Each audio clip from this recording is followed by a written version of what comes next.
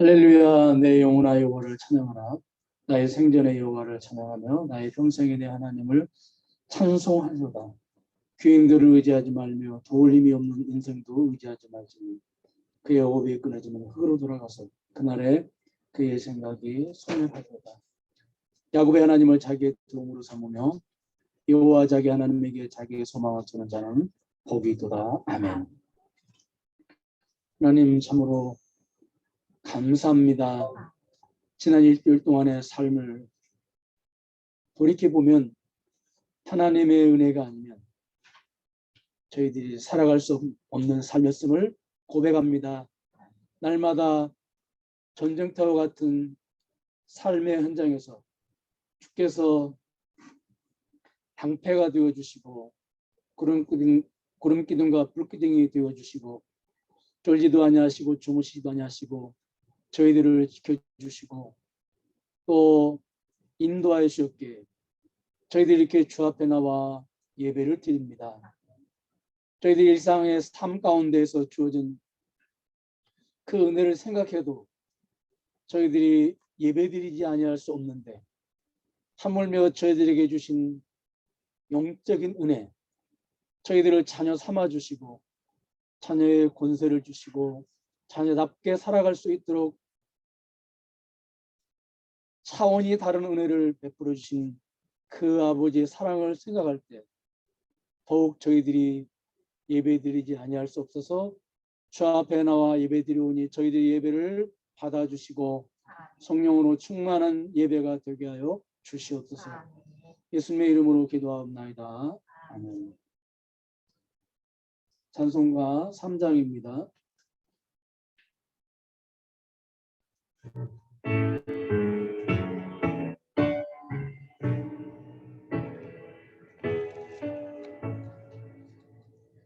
성부 성자와 성령 찬송과 영광 돌려보내세. 태초로 지금까지 또 영원 무궁토록 성삼위께 영광 영광.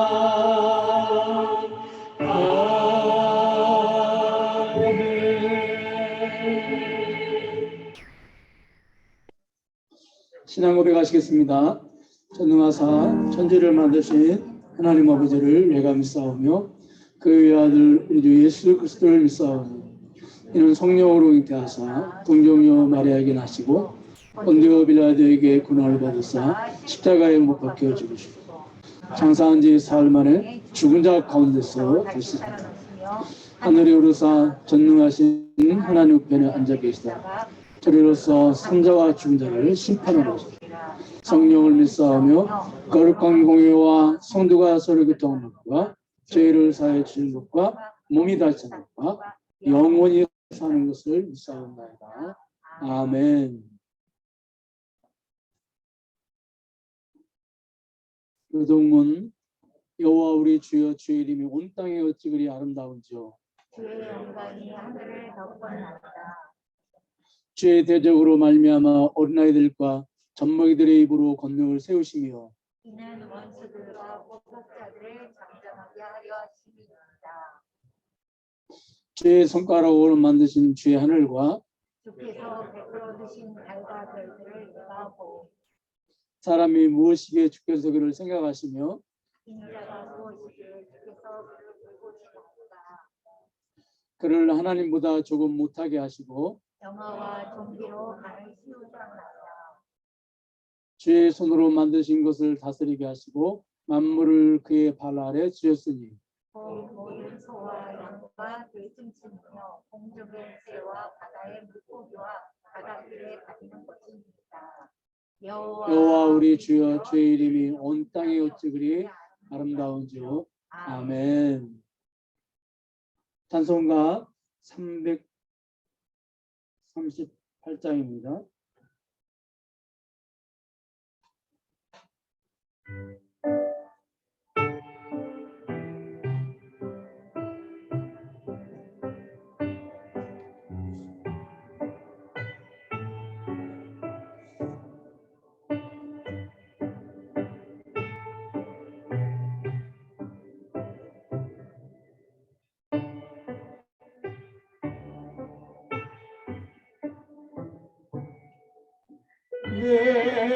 주 가까이 아뢰함은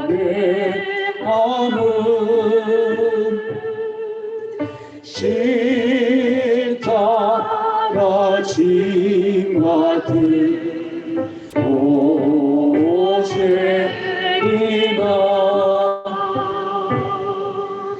내 인생 소원은 늘 찬송하면서 주께 전하가기 원합니다.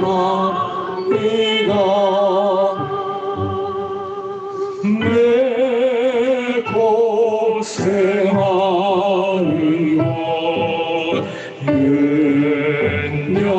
옛야곱이 돌베개 메고자 갔습니다.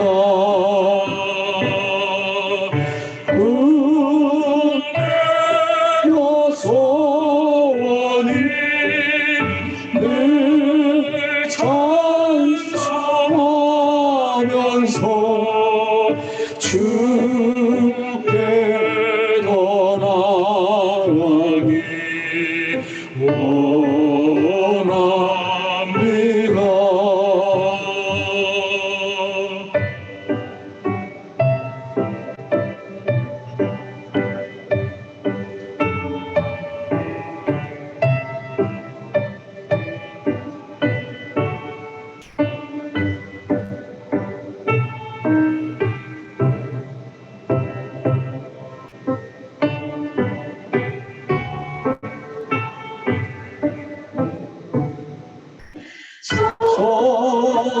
성성에 가는 길 험하여도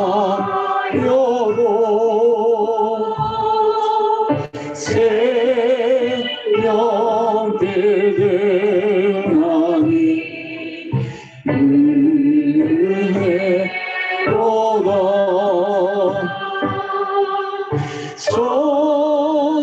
천사날 부르니 늘 찬송하면서 주께 나가기 원합니다. 야곱이 잠기 일어나루 돌담을 쌓는다 엄마가서 승진에 되도록 늘 찬송하면서 주께 나가기 원합니다.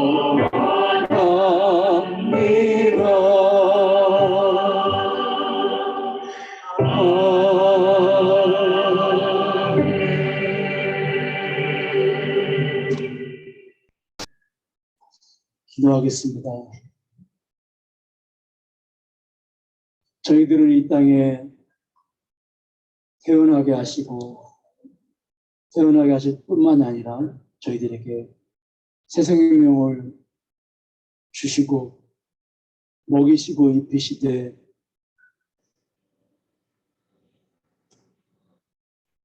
피조물들보다 더 저희들의 수준에 맞게 은혜 주신 그 은혜를 저희들이 생각하면서 그 은혜에 맞는 삶을 저희들이 살아야 함에도 불구하고 그렇게 살지 못했음을 고백합니다. 먹고 마시고 사고 팔고 집 짓고 하는 일에만 저희들의 인생의 에너지를 다 쏟아부었음을 이 시간 고백하고 용서하여 주시옵소서. 이제는 차원이 다른, 수준이 다른 은혜를 받은 자들답게 그 은혜를 저희들이 구하고 더욱더 그 은혜를 받아 누리는 삶을 살게 하여 주시옵소서. 세상 사람들처럼 세상의 것에 목적을 두지 말게 하시고 하늘의 것에 목적을 두고 세상 나라를 늘 생각하고 염려하는 삶이 아니라 하나님 나라를 늘 생각하며 염려하는 삶을 저희들이 살아갈 수 있도록 도와주시옵소서. 이 시대를 하나님의 안목을 가지고 바라보게 해주시고 이 시대에 무엇이 부족한지 이 시대에 무엇이 있어야 하는지를 저희들이 깨닫고 그것들을 구하는 삶을 저희들이 살아갈 수 있도록 주여 은총을 내려 주시옵소서. 나 먹고 마시고 나의 행복만 그리고 나의 안위만을 위해서 사는 존재들이 아니라 눈을 높이 들어서 이 세상을 바라보게 하시고 하나님 나라를 저희들이 바라보게 하시고 그래서 진정으로 내가 하나님 나라에서 어떤 존재로 살아가야 되는지 하나님이 나에게 원하시는 모습이 어떤 모습인지 늘 잊지 말게 해주시고 또 그렇게 저희들이 살아갈 수 있도록 은총을 내려주시기를 원합니다. 이 나라의 민족을 생각할 때 참으로 저희들의 마음이 답답하고 말할 수 없이 참으로 안타깝습니다. 지도자들을 뽑아야 되는 이때에 상당한 숫자의 국민들의 지지를 받고 있는 그런 후보 중에는 미신과 무속과 우상의 영향을 받고 또 그것에 지배를 받아서 나라를 경영하려고 하는 그러한 모습이 있습니다. 참으로 아버지 하나님 이 나라의 미래를 불쌍히 여겨 주셔서 협력하여 선을 이루시기를 원합니다. 또한 우리 한국교회는 그러한 후보를 바라보면서 안타까워하고 기도해야 하고 그리고 깃발을 들고 일어서야 함에도 불구하고 오히려 기도해주고 축복을 빌어주는 그러한 너무도 안타까움이 있습니다. 주여 우리 한국교회를 불쌍히 여겨 주시옵소서. 영적 해안을 가지고 분별할 수 있도록 주여 한국교회를 불쌍히 여겨 주시고 이 백성들을 주여 불쌍히 여겨 주시옵소서. 그래서 이 나라가 장차 무속의 지배를 받고 미신의 지배를 받는 지도자가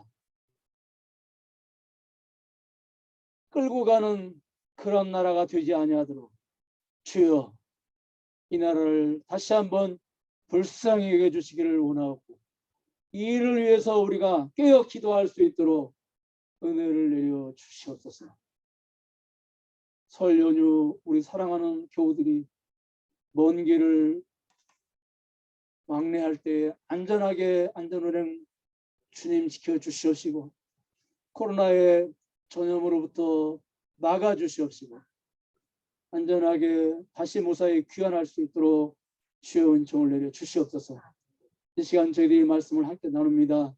성령님께서 충만하게 역사해 줄 줄 믿사옵고 모든 말씀을 예수 그리스도의 이름으로 기도하옵나이다. 아멘.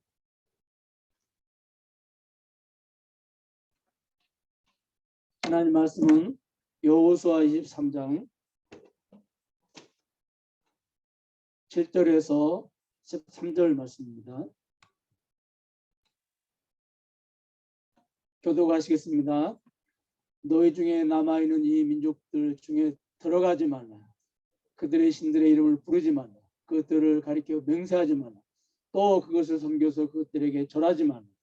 오직 너희 하나님 여호와께 가까이 하기를 오늘까지 하나도 없이 하라. 이는 여호와께서 강대한 나라들을 너희 앞에서 쫓아내셨으므로 오늘까지 너희에게 맞선 자가 하나도 없었느니라. 너희 중 한 사람이 천명을 쫓으리니 이는 너희 하나님 여호와가 너희에게 말씀하신 것 같이 너희를 위하여 싸우리이다. 그러므로 스스로 조심하여 너희 하나님 여호와를 사랑하라. 너희가 만일 돌아서서 너희 중에 남아 있는 이족들을 가까이 하여 서로 혼인하며 서로 왕래하며 13절 같이 읽겠습니다. 시작. 확실히 알라. 너희 하나님 여호와께서 이 임족들을 너희 목전에서 다시는 쫓아내지 아니하시. 그들이 너희에게 올무가 되며 덫이 되며 너희 옆구리에 띠 되며 너희 눈에 가시가 되어 너희가 마침내 너희 하나님 여호와께서 너희에게 주신 이 아름다운 땅에서 멸한다. 아멘. 하로 동선이라는 말이 있습니다. 한자 말인데 여름의 날로 겨울의 부채라는 말입니다. 여름의 날로 겨울의 부채. 그러니까 철이 바뀌면 쓸데없는 물건이라는 것입니다. 겨울에는 난로가 참으로 쓸모 있는 물건인데 그만 여름이 되면 쓸모가 없어지는 것이 되어버리고 부채가 여름에는 쓸모 있는 물건인데 겨울이 되면은 이제 멀리하게 된다는 사자성어입니다. 그런데 거꾸로 그 말을 읽어보면 겨울에는 난로를 가까이 하게 되고 여름에는 그간 멀리하던 한쪽에 치워놓았던 부채를 가까이 하게 된다는 말이죠. 여름의 부채를 겨울에 난로를 가까이 하듯이 우리 인생에 어떤 것을 가까이 해야 가장 의미 있는 인생을 우리가 살아갈 수 있을까요? 그 해답이 오늘 본문에 기록이 되어 있습니다. 여호수아가 인생을 마감하면서 이스라엘 백성들에게 마지막으로 당부하는 그러한 말씀이 오늘 본문에 기록된 말씀입니다. 사실 유언과 같은 말씀인 것이죠. 하나님의 모든 말씀이 다 중요하지만 오늘 본문을 통해서 주시는 여호수아의 말씀은 그러한 말씀 중에서도 유언으로 주어진 말씀이기 때문에 또 하나님께 크게 흠없이 쓰임받았던 여호수아가 유언으로 남겨진 말씀이기 때문에 참으로 더 중요하고 또 우리가 귀를 기울여야 될 말씀이라고 생각을 합니다. 여호수아는 먼저 7절에서 주의 백성들에게 우상을 섬기지 말라고 합니다. 그리고 이어서 12절에서는 이방인들과 혼인하지 말라고 합니다. 지금 주께서 인종차별을 하시는 것입니까? 그렇지 않습니다. 그렇다면 왜 이방인과 혼인을 금하는 것입니까?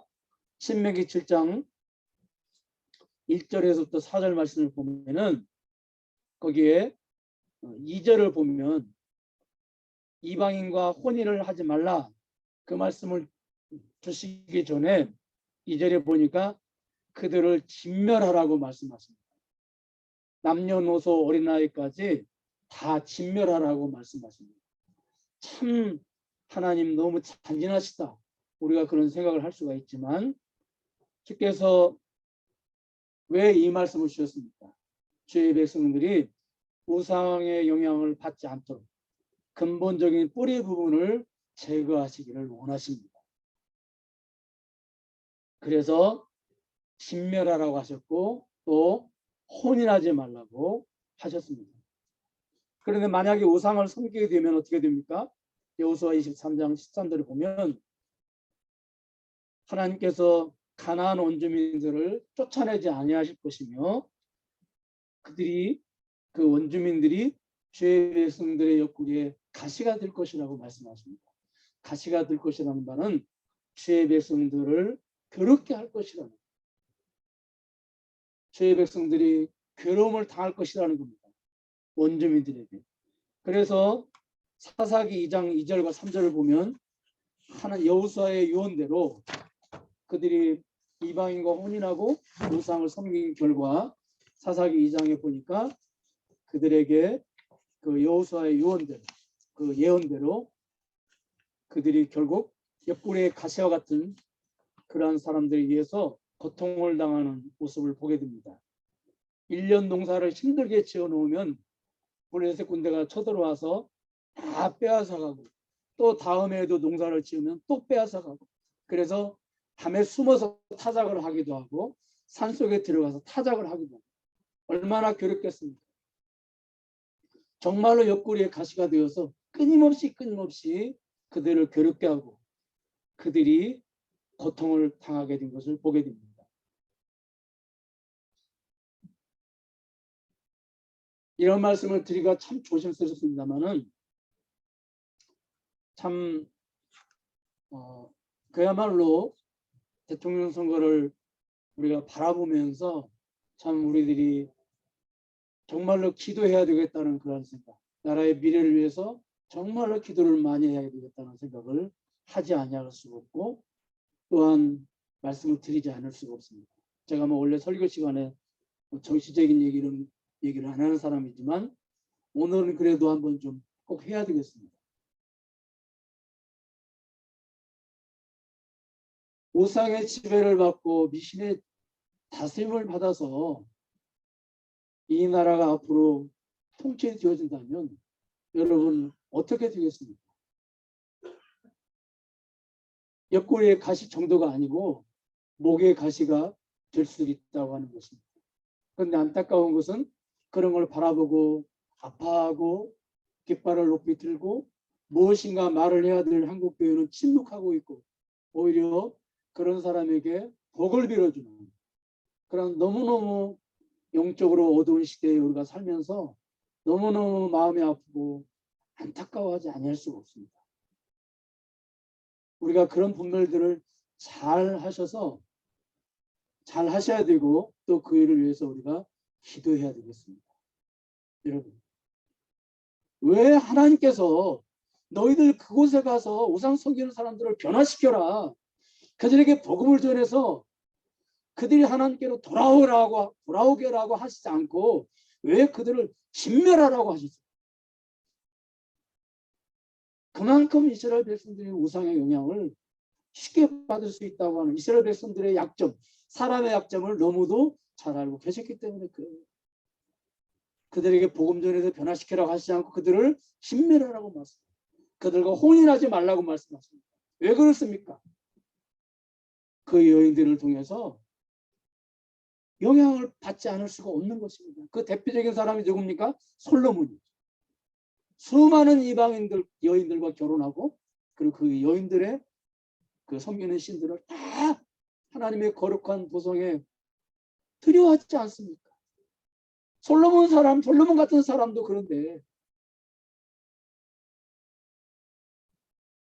참으로 저는 너무너무 답답하고 안타깝고 또 이런 모습에 침묵하고 있는 한국 교회를 바라볼 때 너무너무 마음이 너무너무 가슴이 아픕니다. 우리가 기도해야 될 때입니다. 7절에서 우상을 섬기지 말라. 12절에서 이방인과 혼인하지 말라.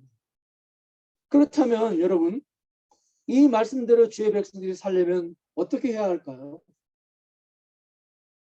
그냥 열심히 우상 안 섬기고 이방 사람은 결혼 상대로 쳐다도 보지 않고 살면 되나요? 아닙니다. 우상을 섬기지 않으려면 근본적으로 이방 사람과 결혼해서는 안 되듯이 위의 말씀을 지키려면 근본적으로 선행돼야 할 말씀이 있습니다. 그러니까 우리가 항상 성경을 보거나 하나님 말씀을 우리가 붙잡을 때 겉으로 드러난 것만은 붙잡으면 안 됩니다. 예를 들어서 기도하라고 말씀하셨으니까 우리 기도합시다.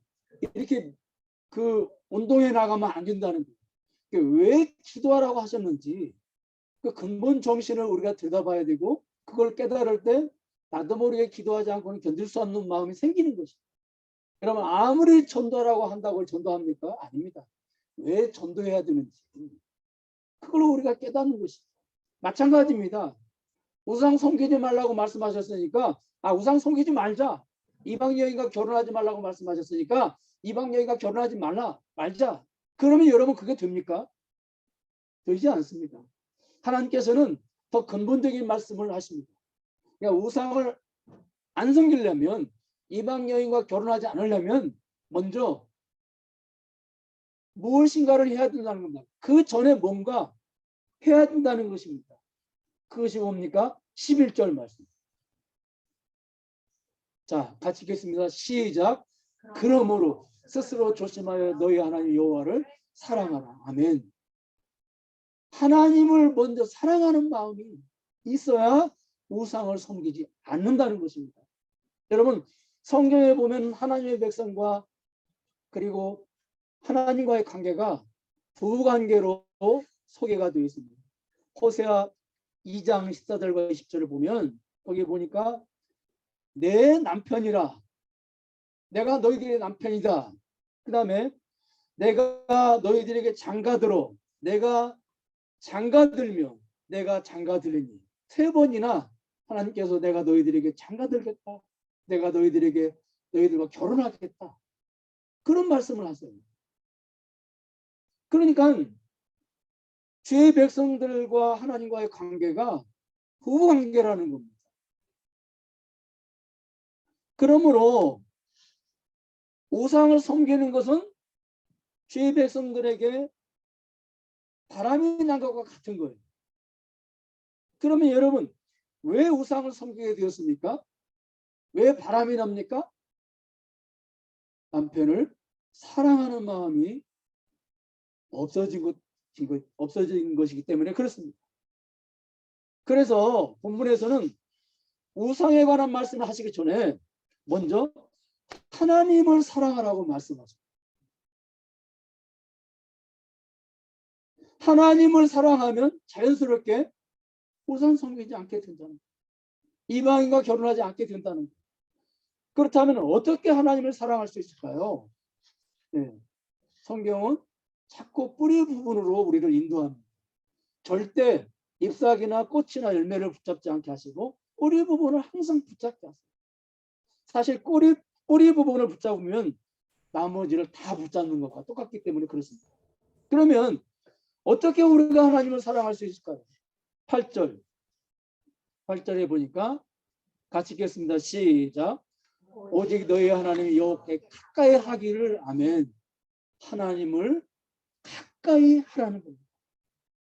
하나님을 가까이 하는 겁니다. 여러분, 우리가 뭐 첫눈에 반한다 그런 말도 있는데, 그냥 만나가지고 남녀가 만나가지고 정말 첫눈에 반했어요. 그냥 한 5초 만에 반했어요. 그게 얼마나 가겠습니까? 그 사람.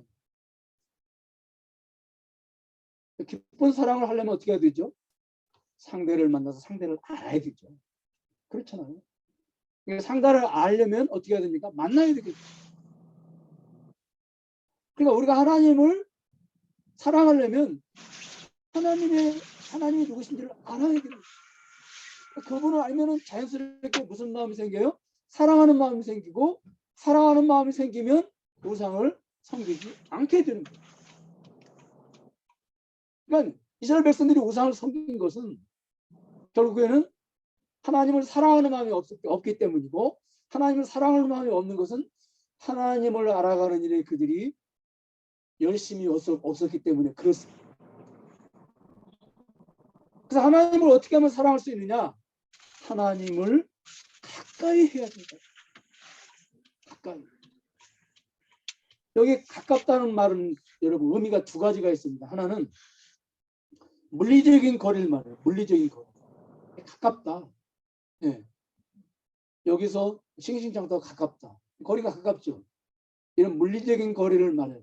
하나님과 우리의 관계가 가깝다 할 때는 물리적으로 가깝다, 그런 의미도 있고요. 그 다음에 2번째, 가깝다는 것은 서로의 사이가 다정하고 친하다는 그런 의미가 있습니다. 철수와 영수가 가깝다. 그 말은 거리상 가깝다는 말을 말하는 게 아니고, 철수는 서울에 있고 영수는 세종에 있어요. 그러나 가까워요. 왜? 둘이 친해요. 그래서 가깝다는 말을 이렇게 쓰는 것입니다.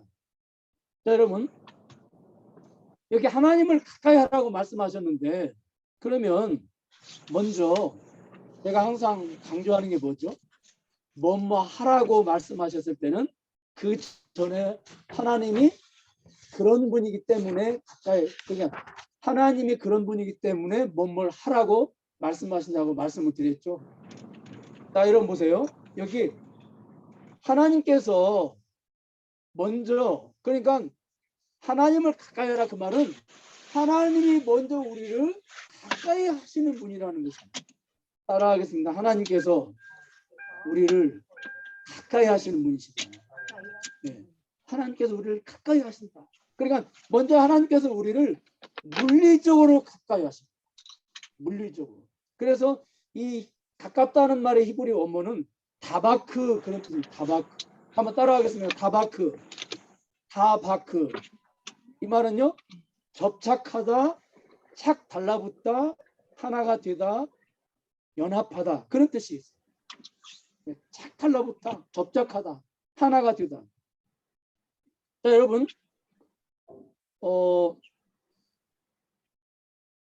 우리가 이 하나님과 우리 관계가 이 물리적인 관계가 접착된 관계. 근데 이걸 그림처럼 하나님께서는 그려주셨는데 창세기 2장 22절과 24절. 24절 보겠습니다. 같이 읽겠습니다. 시작. 이러므로 남자가 부모를 떠나 그의 아내와 합하여 둘이 한 몸을 이룰지니. 여기 연합하여라는 단어가 이 다바크라고 하는 단어입니다. 다바크.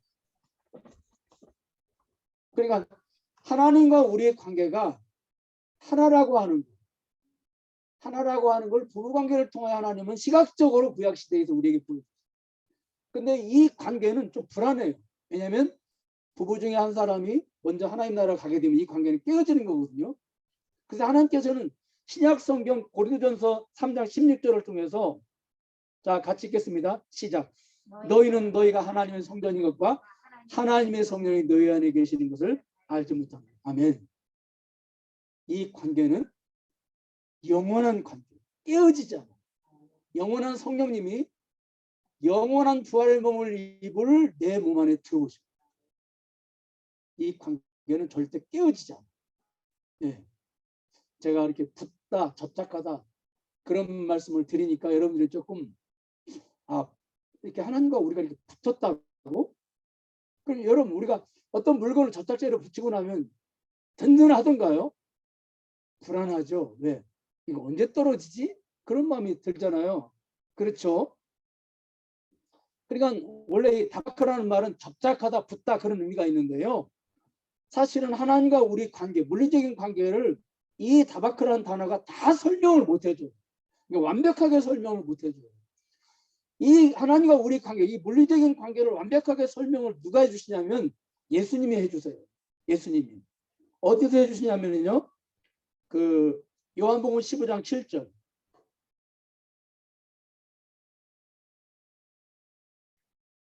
자, 요한복음 15장 7절 같이 읽겠습니다. 시작. 너희가 내 안에 거하고 내 말이 너희 안에 거하며 무엇이든지 원하는 대로 구하라. 그리하면 이루리라. 아멘.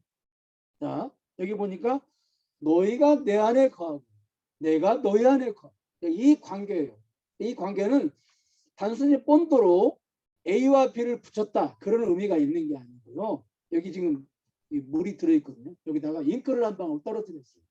그럼 어떻게 될까요? 자, 본드로 붙인 건 떨어질 수 있겠죠. 근데 여기 잉크가 떨어지면, 잉크가 한 방울 이렇게 뚝 떨어지면 어떻게 될까요? 물과 잉크가 완전히 섞여서 하나가 되는 거죠. 이런 관계를 예수님은 설명을 해주고 있어요. 자, 하나님과 우리가 물리적으로 하나가 되었다는 이제는 그 그림이 그려지시죠. 자, 여러분 보세요. 그런데 자, 그러면 하나님과 우리 관계는 뗄 수가 없는 물리적인 관계가 형성이 돼버린 거예요. 우리가 노력해서 그렇게 된 게 아니고 하나님께서 그렇게 하신 거예요. 그런데 오늘 분명히 성경에서는 가까이 하라고, 여호와를 가까이 하라 그 말씀을 하셨단 말이에요. 그러면 도대체 이미 이런 관계가 형성이 되었는데 어떻게 우리가 가까이 할 수 있을까? 여러분, 가까이 하라는 말은 무슨 말씀이 전제되어 있냐면 멀리 있다는 게 전제되어 있는 거잖아요. 그렇잖아요.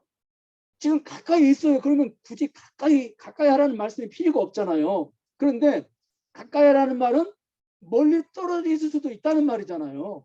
그런데 물리적으로 하나님과 우리 관계는 인과 물처럼 정말로 한 덩어리가 되었는데 어떻게 떨어질 수가 있나? 이게 논리적으로 말이 안 되잖아요.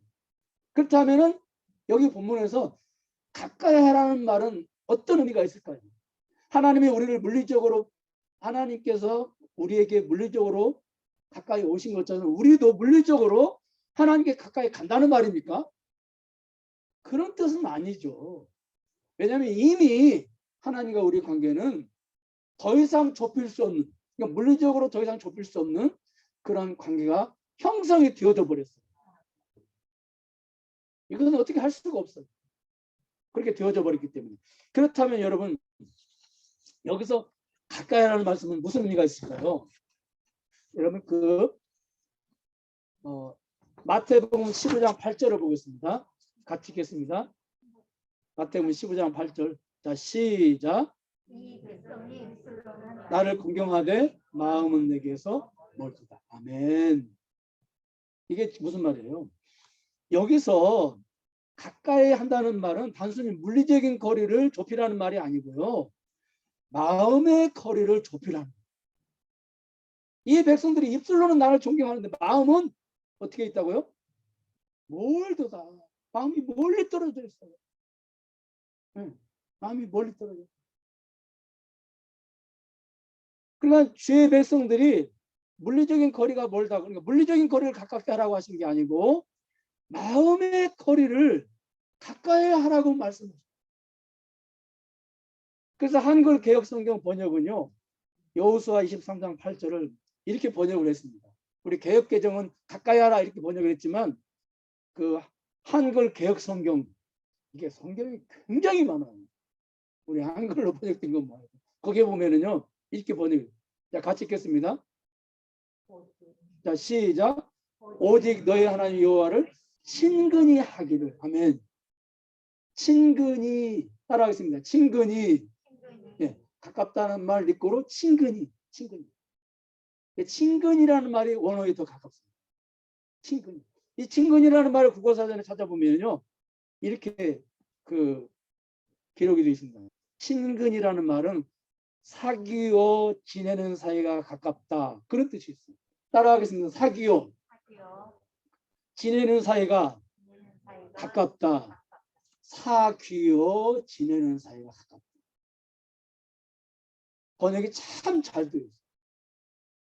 그래서 여호수아 22장 5절에도 보면은 여호수아 22장 5절 신명기, 그 신명기 있나요 혹시? 신명기 10장 20절이 있나요?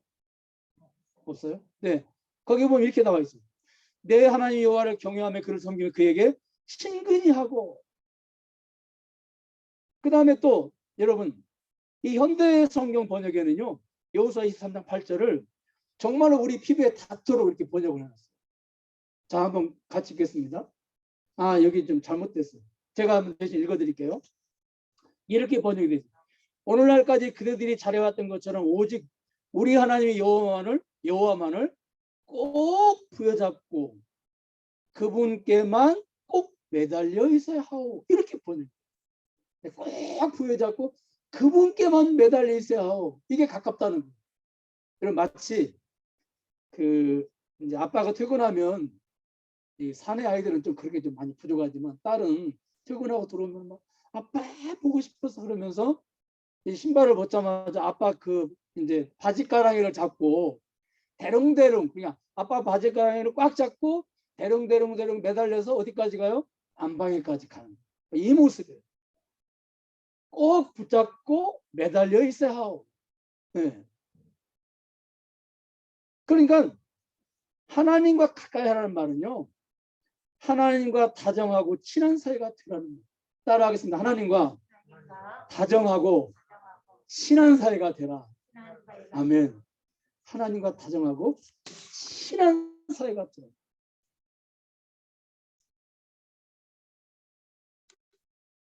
그렇다면 어떻게 하면 하나님과 친해질 수 있을까요? 다른 거 아니죠. 하나님과 사귀지 않고는 결코 친해질 수 없어요. 그러니까 하나님과 교제를 통해서만 가까워질 수가 있는 거예요. 우리가 예배드리고 기도하고 봉사하고 이런 모든 것들이 다 하나님과 교제하는 것이고 하나님과 사귀는 행위들이에요. 근데 여러분, 누가 여러분들에게 요즘 김 집사님, 박 집사님 요즘 기도 많이 하십니까? 이렇게 물어보면, 좀 성경 많이 읽으십니까? 이렇게 물어보면 그 질문을 여러분들이 받을 때 막 그 질문을 받자마자 엄청나게 충격을 받고 막 당황하십니까? 아니면 그냥 아무렇지도 않게 그냥 요즘 제가 좀 바빠서 성경 말씀도 가까이 못하고 기도도 못해요. 이렇게 대답하십니까? 당황하거나 막 놀라거나 충격받지 않으시잖아요. 그 질문에. 근데 어떤 분이 이렇게 생뚱맞게 질문을 하는 거예요. 김 집사님, 요즘 하나님과 친하십니까? 요즘 하나님과 점점 더 친해지십니까? 이렇게 질문하면 어떻게 될까요? 갑자기 당황이 되겠죠.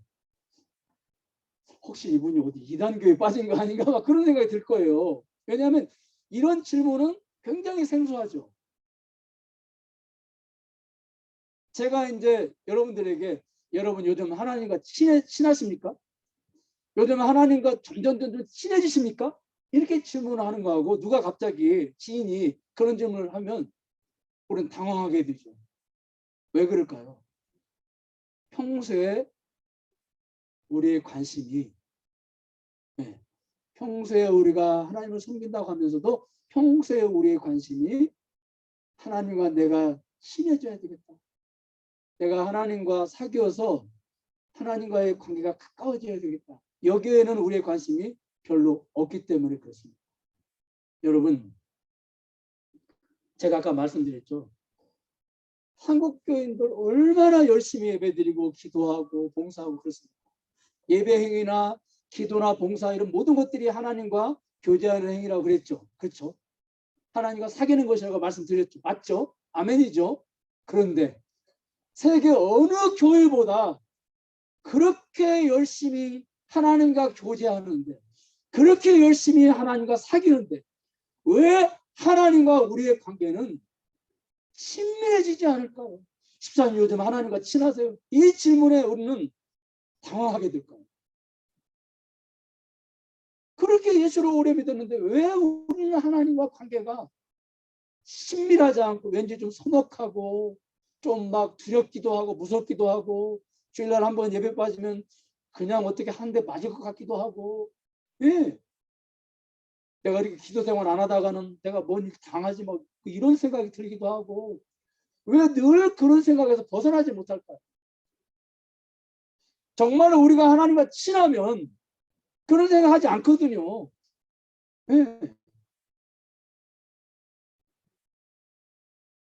그 원인이 어디 있을까요? 첫째,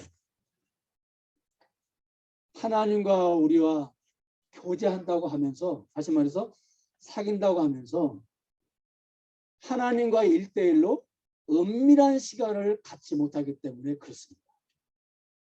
성경에 보면은 하나님과 정말로 친한 모세, 친구, 하나님과 모세는 친구 사이다. 출애굽기 33장 11절 보면요.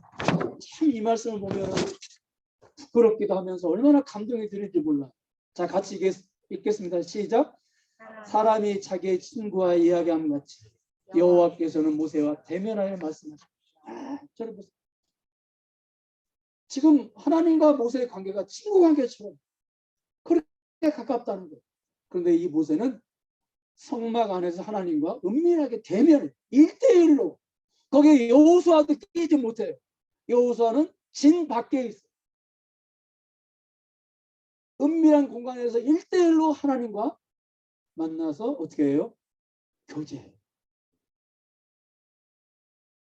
그래서 예수님께서도 마태복음 6장 6절에서 같이 읽겠습니다. 시작. 너는 기도할 때 내 골방에 들어가 문을 닫고 은밀한 쪽에 기도할 때 은밀한 공간. 누가복음 6장 12절을 보니까 같이 읽겠습니다. 시작. 이때 예수께서 기도하시러 산으로 가서 밤이 맞도록 하나님께 기도. 산으로 예수님이신데도 산으로 올라가셨어요. 산기도 좋다는 말 아니에요? 왜 그럴까요? 사람들의 방해를 받지 않은 은밀한 공간을 찾아. 사도행전의 16장 11절과 15절을 보니요. 바울이 빌립보에 들어가서 복음을 전할 때 여기 보니까 문 밖, 우리가 기도처가 있는가 하여 문 밖 강가에다가 거기 앉아서 따라하겠습니다. 문 밖이 어디예요? 성문 밖이에요. 왜 성 안에서 기도하지 않고 왜 기도처소를 찾아서 강가를 헤맸을까요? 성 안은 어떤 곳이에요? 사람들의 왕래가 빈번한 곳이에요. 거기는 은밀한 공간이 아니에요. 그러나 강가는 하나님과 은밀하게 만나서 교제할 수 있는 공간이에요. 그래서 문 밖으로 나갔어요. 문 밖.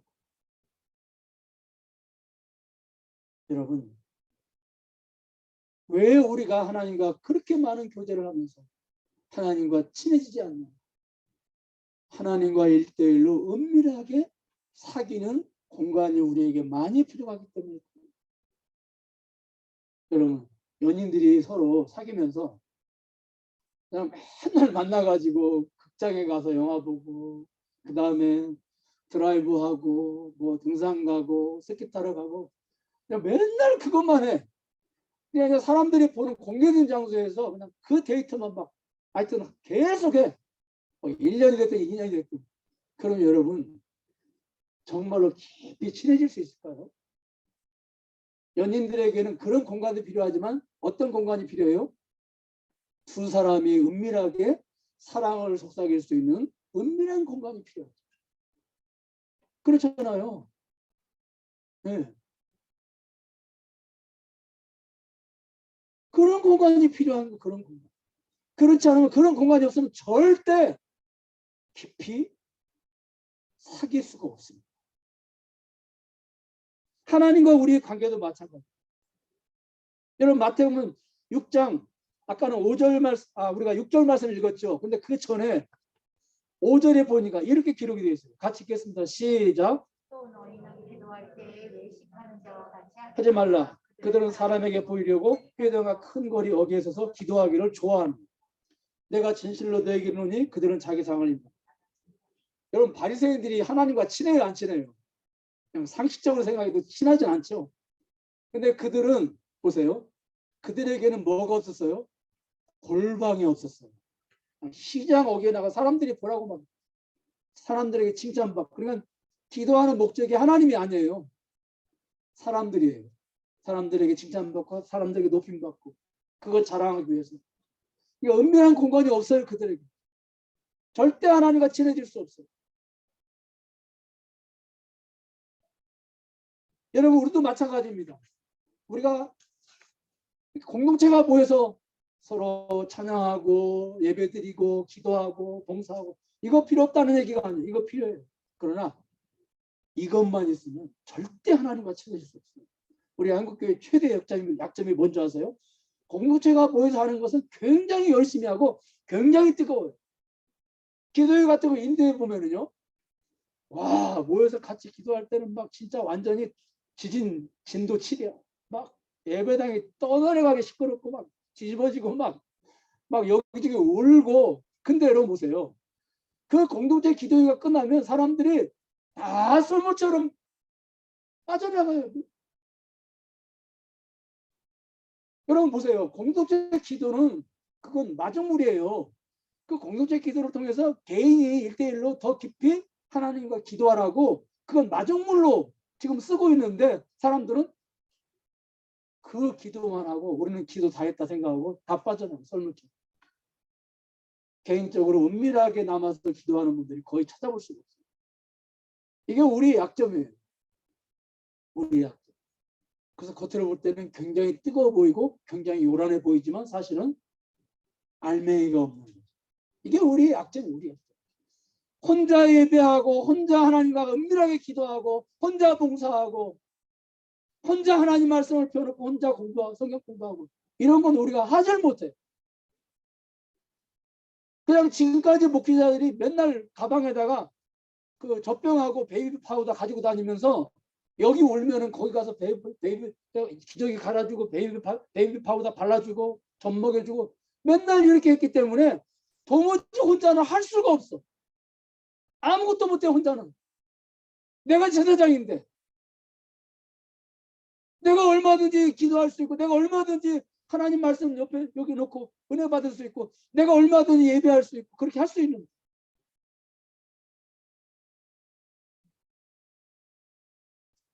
그러니 어떻게 우리가 하나님과 친해질 수 있겠어요? 은밀한 공간이 없는데 어떻게 우리가 하나님과 친해질 수 있겠어요? 공동체들이 모여서 하는 거 이거 필요 없다는 얘기가 아니에요. 필요하지만 이건 마중물이에요. 이걸 통해서 엄밀하게 하나님께 그렇죠. 이게 공동체가 뭐 예배 드렸다면 여러분들이 집에서 흩어져서 은밀하게 하나님께 예배하고 은밀하게 하나님께 기도하고 그 내 기도하는 그 시간 그때가 가장 즐겁다. 여러분 그런 고백이 언제 나오던가요? 같이 모여가지고 주여 삼창하고 막 이때 그런 고백이 나오던가요? 아니면은 내가 너무도 외로운 그런 환경에서 내가 사업에 실패하고 내가 몸에 병이 얻어서 내 친한 친구들이 다 내 곁을 떠나고 사람들이 나를 멀리할 때 정말로 하나님과 내가 단둘이 남아서 그때 내가 하나님 만나서 기도할 때 그때 나도 모르게 내 기도하는 이 시간 그때가 가장 즐겁습니다. 그런 고백이 나도 모르게 나오게 됩니다. 이런 하나님과 은밀한 그런 시간을 통해서 우리가 하나님과 이 친밀도가 높아질 수 있다고 하는 것. 여러분 기억하시기 바랍니다. 그 다음에 두 번째로 또 성경을 보면은요 5세 이상으로 하나님과 아주 관계가 가까웠던 사람이 한 사람 나옵니다. 그 사람이 누구냐면 뭐 여러분도 잘 아시는 것처럼 다윗입니다. 다윗. 사도행전 13장 21절에서부터 23절에 보니까 거기 그렇게 되어 있죠. 다윗을 만나니 내 마음에 합한 사람이라. 하나님과 마음이 같다는 말이에요. 하나라는 거죠. 가깝다는 말이잖아요, 여러분. 네. 모세처럼 다윗도 하나님과 가까운 관계라는 거예요. 그렇다면 어떻게 해서 다윗은 하나님과 이렇게 친밀한 관계를 형성할 수 있었을까요? 시편 63편 1절과 2절을 보면 참 이 말씀 100번 1000번 읽어도 얼마나 감동이 드는지 몰라요. 여러분 같이 읽겠습니다. 시작. 주는 나의 하나님이시다. 내가 간절히 주를 찾되 물이 없어 마르고 황폐한 땅에 내 영혼이 주를 갈망하고 내 육체가 주를 악망하고 내가 주의 권능과 영광을 보게 하여 이와 같이 성소에서 주를 바라보고. 다윗의 이 기도는 공통점이 있어요. 뭘 달라는 기도를 안 해요. 초점이 어디에 있어요? 주님. 주님이 나의 전부시고 주님이 나의 미래시고 주님이 나의 이웃이고 주님이 나의 목적이시고 주님이 나의 비전이시고 주님이 나의 기도 자체이시고 온통 초점이 어디에요? 주님께 있어요. 여러분 하나님과 우리가 사귄다고 하면서 목적이 하나님이 아니고 하나님이 소유하신 다른 곳에 우리가 목적을 둔다면 절대 우리는 친해질 수가 없어요. 남녀가 많은 데이트를 하는데 연봉이 얼마예요? 퇴직금이 얼마예요? 아파트 몇 평이에요? 자동차는 뭐 타고 계세요? 몇 cc 타고 계세요? 아유, 이 운동화가 굉장히 비싸 보이네요. 메이크업 뭐예요? 아니 만나가지고 맨날 그 얘기만 한다면 목적이 이 남자나 이 여자 가지고 있는 것에만 목적이 있다면 친해질 수 있을까요? 절대 친해질 수 없어요. 음식은 뭘 좋아하세요? 성격은 어떠세요? 네. 그 사람 존재 자체의 목적을 둬야 되죠. 그래서 그 사람의 관심을 가지고 그 사람을 알아갈 때 친해지는 거죠. 하나님과 우리의 관계도 마찬가지예요. 아무리 내가 열심히 하나님을 섬기고 아무리 내가 열심히 기도한다고 해도 하나님께로부터 무엇인가를 얻어내려고만 우리가 하나님 만난다면 절대 하나님과 우리의 관계가 친해지지 않습니다. 깊어지지 않아요. 여러분 특별히 우리가 오늘 여기 본문 8절을 보면 하나님을 가까이 하면 그 결과 어떻게 돼요?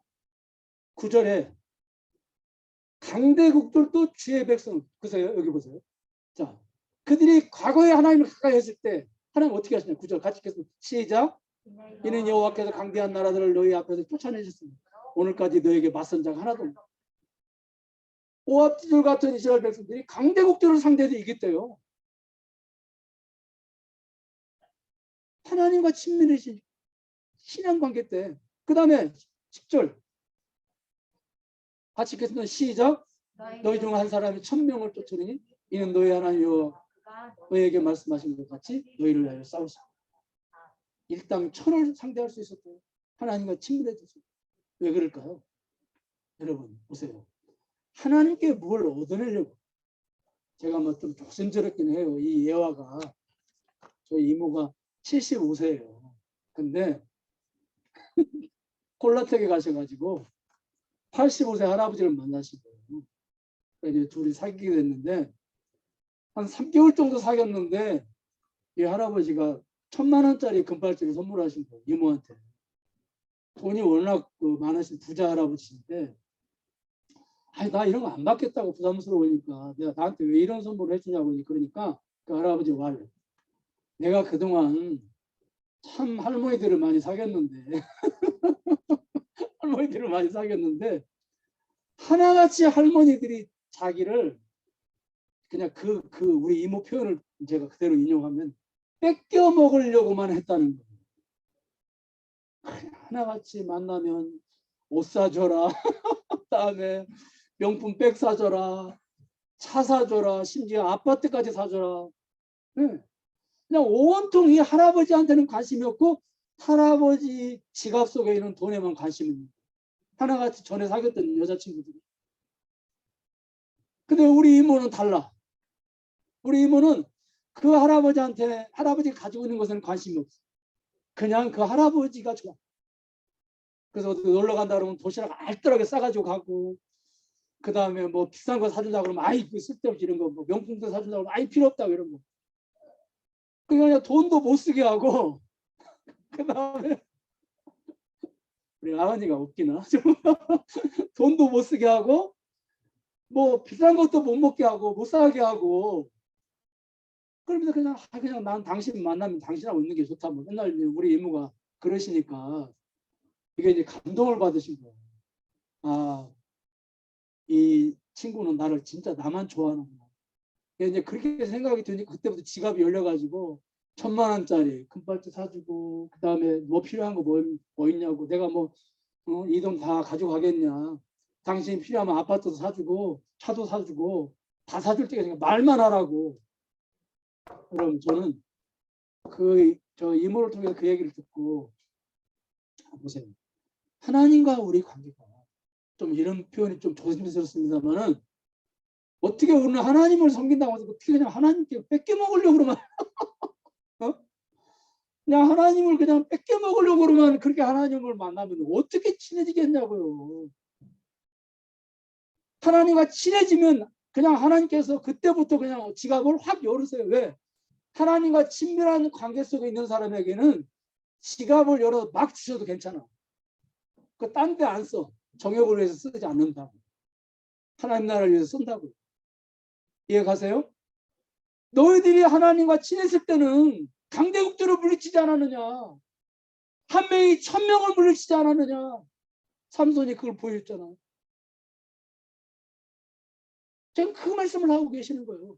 그러니까 너희들이 하나님 그냥 뺏겨 먹으려고만 하지 말고 하나님께 초점을 맞춰.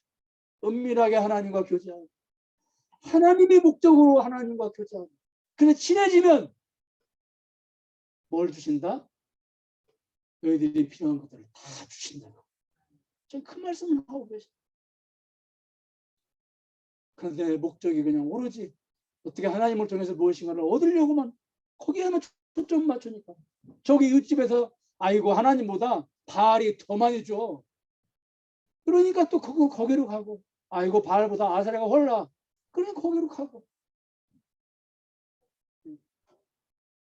여러분 이 나라가 1000만 기독교인들이 이 나라가 어쩌다가 이렇게 됐는지 정말 알 수가 없습니다. 어쩌다가 지금 교도소에서 쉬고 계시는 그분은 무슨 뭐 오방색이니 뭐니 또 뭐 그렇게 영향을 받아서 나라를 이꼴로 만드는 저는요 그 후보가 40%씩 나온다는 게 너무너무 고통스러워요. 어쩌면 이렇게 기독교인들이 그렇죠? 우리 기독교인들만 뭉쳐도 그게 안 나오거든요.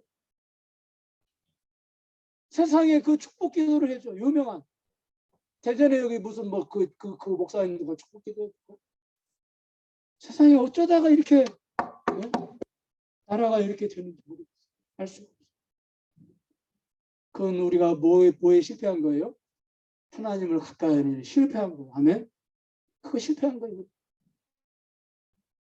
여러분 이제 올해는 벌써 1월달이 지나고 2월달을 앞두고 있죠. 올해는 정말로 우리가 하나님과 은밀한 공간을 통해서 1대1로 하나님과 교제하고 목적은 하나님께 두고 그래서 우리가 하나님과 친해지면 하나님과 관계가 깊어지면 나머지는 하나님 알아서 우리에게 은혜를 주실 줄 믿습니다. 기도하겠습니다. 하나님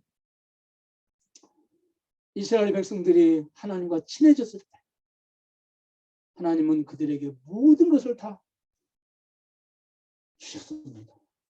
강대국들을 이기게 하시고 한 사람의 1000명을 제압할 수 있도록 하셨습니다. 그러나 그들이 우상에게 빠진 원인은 그들이 하나님을 사랑하지 않았기 때문이고 그들이 하나님을 가까이 하지 않았기 때문에 우리가 말씀을 통해서 배우게 됐습니다.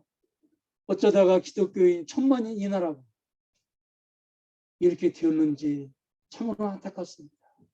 하나님 이제는 우리가 정신을 차리고 하나님께로부터 무엇을 받아내고 무엇을 얻어내려는 데 초점을 맞추는 것은 하나님 그분에게 초점을 맞추고 그분에게 관심을 가지고 그분이 이유가 되고 그분이 목적이 되어서 그분과 친해질 때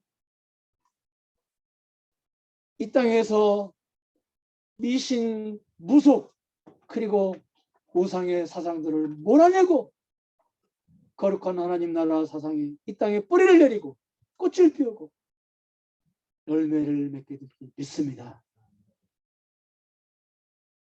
오늘 또 귀한 예물을 주님 드렸습니다. 주님 받아주시고 은혜의 은혜를 더하여 주시옵시고 우리 설 연휴의 여행길에 안전 운행할 수 있도록 다시 한번 주님 기도하오니 역사하여 주시옵소서. 지금은 우리 주 예수 그리스도의 은혜와 하나님의 극진하신 사랑 성령님의 감화가 하신 역사 오늘 이렇게 함께 모여서 하나님께 예배를 드리는 사랑하는 우리 하나님의 자녀들 모두 지금으로부터 영원 무궁토록 함께 계실지어다. 아멘.